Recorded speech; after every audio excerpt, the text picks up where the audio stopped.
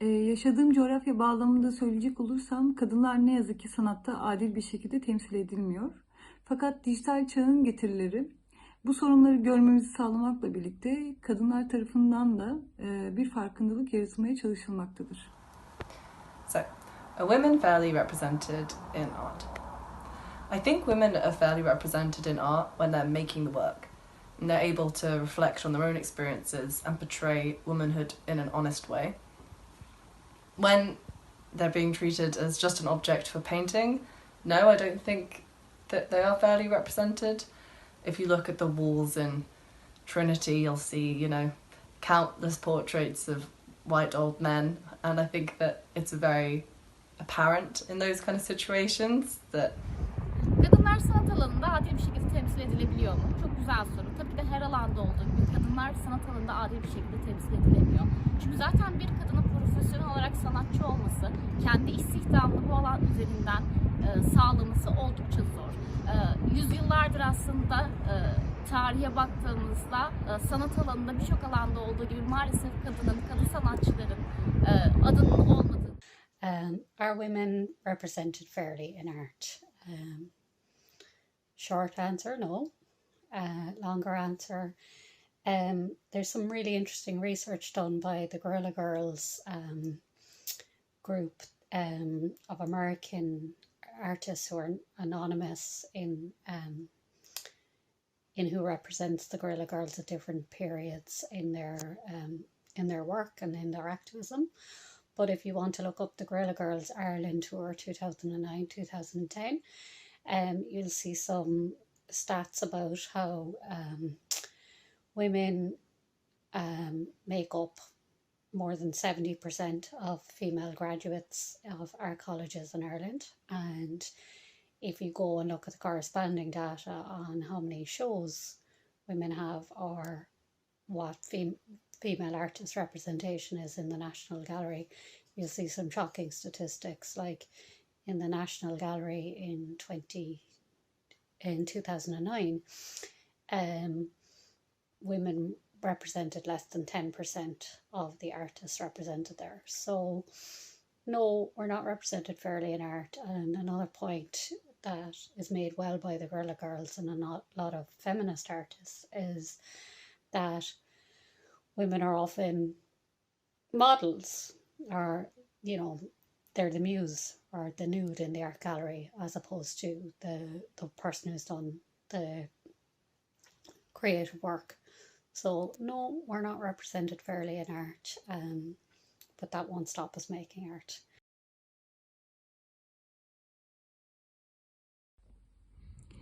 Kadın kimliğim, bedenim sadece kariyer anlamında değil, eril tahakkümün olduğu tüm yapılar içerisinde bir var olma mücadelesinden geçmiştir. Kadın sorunları çerçevesinde tabu olan şey bedenin kendisidir. Kadının kendi bedeni kendisine bile uzakken erkeğin elinde ne yazık ki tüketilen sanatsal bir malzemeye de dönüşebilmektedir. Bu durum beni epey irite etmektedir. So being a woman has affected my career, and especially the arts management and producing part. I think that there is a kind of trajectory that tends to happen with arts managers. It'll be, okay, you're expected to have an undergraduate degree, work for free for a few years, then when you're applying for jobs, have 4 years experience doing something. So then when you get to the point where you've got 3 years working for free, 4 years extra experience, then you can get to the CEO and arts director positions, and maybe throw in a master's degree as well. When you get to that point, you're likely in your late 20s, early 30s, if you were to go straight from when you first go to university. And at that time, as a woman, there is this pressure from society that goes, oh, maybe you should be a mom and you should have kids. And I think that there is a taboo around that, and maternity leave and having the kind of concept of what is considered a kind of successful artist.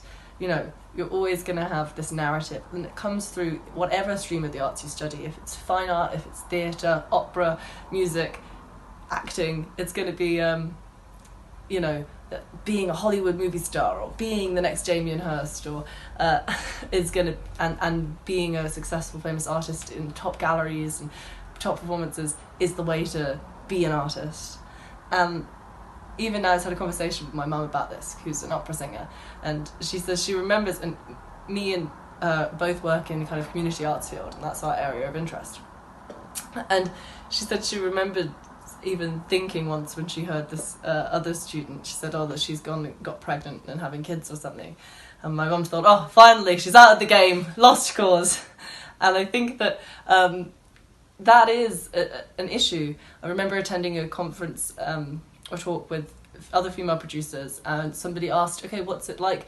There was a female CEO running an important arts organisation, and said, what's it like being a parent, a balanced parent? And she said, it's unbelievably difficult and nobody talks about it. And working in a male-dominated sector that she is, it's unbelievably different how it affects your career. You know, you might go into being, you know, in a top position and then leave for 2 years and then you're in a weird position. I think similar situation to how you're expected to act as a woman sometimes. I have experienced times when I think I'm being assertive and I'm establishing boundaries in my career and my work, and then I think, oh no, they're going to think that I'm being passive aggressive, or you know, and then I think to my male counterpart would never be called passive aggressive or something like that. It would be, oh, you know, just assertive, or nobody would bat an eye. So I think that it has impacted my career a lot. Kadın olmak sanat kariyerimi nasıl etkiledi? Yaklaşık 8 yıldır dans ediyorum. Dolayısıyla performansa dayalı, beden performansına dayalı bir sanat alanının içerisindeyim. Kadın bedeninin metalaştırıldığı, objeleştirildiği bir dünyada bir erkek bedenini kullanarak çok rahat bir performans sergileyebiliyorken siz bunu bir kadın olarak yaptığınızda birçok ön yargıyla ve tabuyla karşılaşabiliyorsunuz. Peki sanat alanında karşılaştığımız kadın sorunlarına dair en büyük tabu, ön yargı ne dersek belki de şunu vurgulamak iyi olabilir. Aslında kadın sorunlarının olmayışı yokmuş gibi davranıyor. It's hard to say how being a woman has affected my career. Obviously I encounter a lot of sexism and misogyny. It was worse when I was younger. It was worse when I was a new graduate. Maybe things are a bit better now. Again, it's hard to say. But in theatre, Waking the Feminists was a movement a couple of years ago that's ongoing now.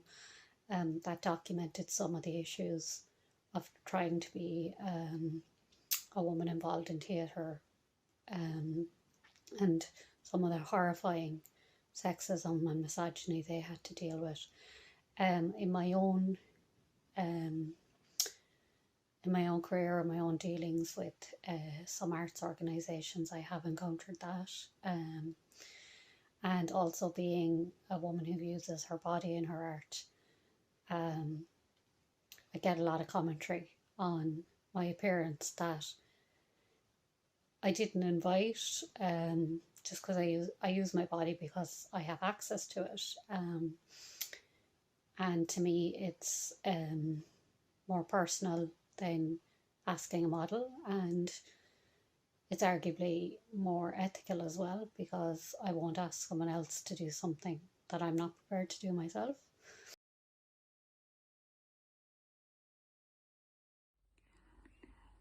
Sanat dünyası salt maddi kaygılarını azaltarak bir demokratik ortam oluşturmalıdır. Kadınların sezgisel gücüne ve sezgileriyle ortaya çıkan fikirlere ön yargılı davranmadan bir iletişim ortamı kurma yoluna gitmelidirler. Yeah, I think that there are a lot of ways that the arts relationship with female artists could be improved, but I do think a lot of amazing work has been done. I look at the walking feminists movement in theatre, and I think that, especially in the Irish context, that made huge strides forward, as well as being able to pinpoint the areas and collecting data as to where there is need for improvement. And I think that that's an area that could really be improved, is gathering more data so we can actually work towards tangible things. And I think that having more representation of female artists in key decision making. kadın sanatçılara performanslarını sergileyebilecekleri ve üretimlerini yapabilecekleri özgürlükçü, demokratik ve yenilikçi alanlar sağlanmalı. I think representation matters, and high-level decision makers need to understand that not all art is made for them or aimed at them. So whether that's a male or a middle-class person or anything else, just because it doesn't call to you or you don't understand it doesn't mean it has failed or been unsuccessful in some way. It just means that you're not the target audience. And I think that's really important, that people in curation, in gallery curation and in arts funding understand that the work is not necessarily made with them in mind. Some of the work that I make, a lot of work I make for myself, and it's a dialogue, like a diary piece, or it's very introspective. So when other people get it, I'm delighted, and often it is women who get it because I'm a woman in the world and I'm making work about being a woman in the world. But I haven't gone out there and thought I'm producing a commercial product for an audience. That's not what art is, and it's not what art is meant to be. And sometimes your work can challenge people, ideally. For some people it just won't connect, and that's okay too, because when it does connect with people, it's been a success. It doesn't have to connect with everybody, and that is not just gender for me as well. A lot of class comes into my work, and sometimes people will understand my work more if they come from a similar social background as me, and other people find themselves a lot more removed.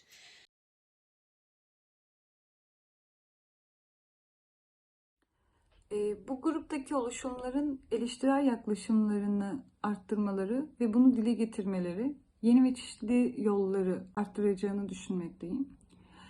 Portfolyo incelemeleri ve bunlar üzerine tartışmalar gerçekleştirecekleri platformların yararlı olacağını düşünmekteyim. I think producers, curators and arts programmers play a really big part because they're in decision making, gatekeeping positions, and they choose what work is considered valuable almost, and what issues are worthy of highlighting. So I think just being conscious when you're programming of equality and maybe ways that you can work towards that. So it might be including having split gender balance, or including female artists from low-income backgrounds, trans women, all of these kind of sections where if you're just conscious about it, you can make a real big difference.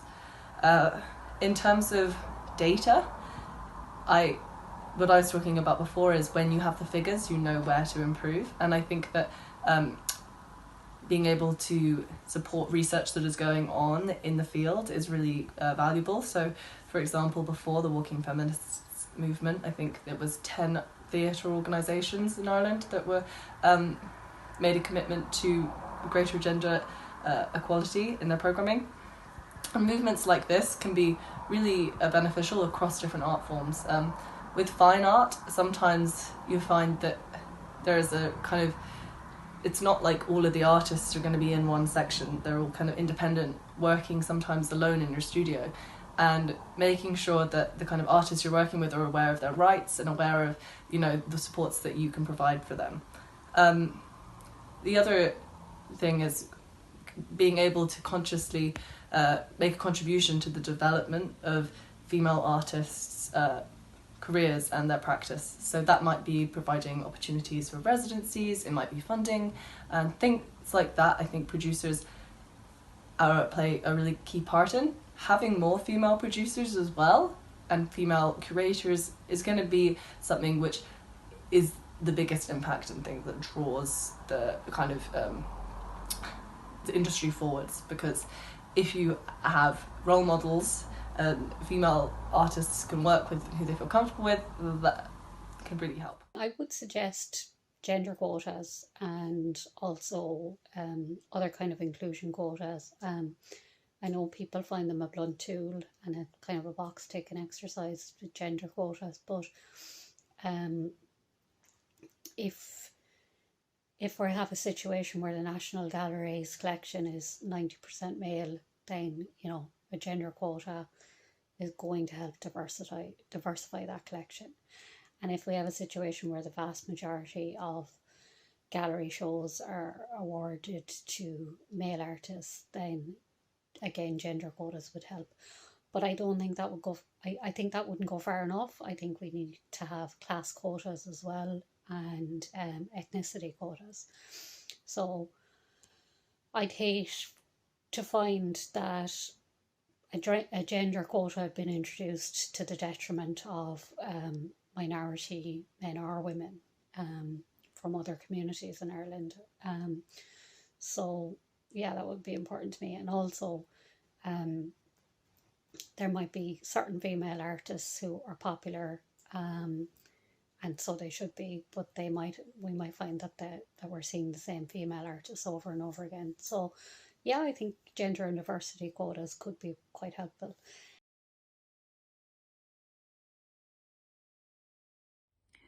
Sanat toplumsal cinsiyet rollerini ters yüz edebilecek bir konuma getirebilir. İnanç sistemlerini sarsabilir. Rahatsız edebilir. Fakat tüm bunların sonucunda sanat bu bağlamda bir yol var eder ve bu yol üzerinde yürüyebilecek cesareti verir. I think art plays a really big part in influencing gender performance, because it's a way of exploring that. I think that when you look at the way gender roles are created, it comes through things like representations in the media, and art in the wider perception of the arts does play a big part in that. Dr. Gail Dines gives a really good TED talk about, you know, the effects of living and growing up in a pornified culture for young girls who kind of would maybe find it normalized. But if you think about where that comes from, the normalization of female submissiveness is kind of comes through art, the idea of the female as the object being looked at through the male gaze. And you can see that throughout gallery collections. You go to the Louvre and you'll just see that the women are kind of to be painted and not the painters. Sanat toplumsal cinsiyet rollerini pekiştirebileceği gibi bu kalıpların dışında farklı kimliklerin de olabileceğini bize gösterebilecek önemli bir araç olabilir. Örneğin bir tiyatro performansında, bir dans gösterisinde ya da bir heykel sergisinde var olan toplumsal cinsiyet rolleri dışında bir imgeyle karşılaşmak bizlere daha farklı bir dünyanın mümkün olduğunu gösterebilir.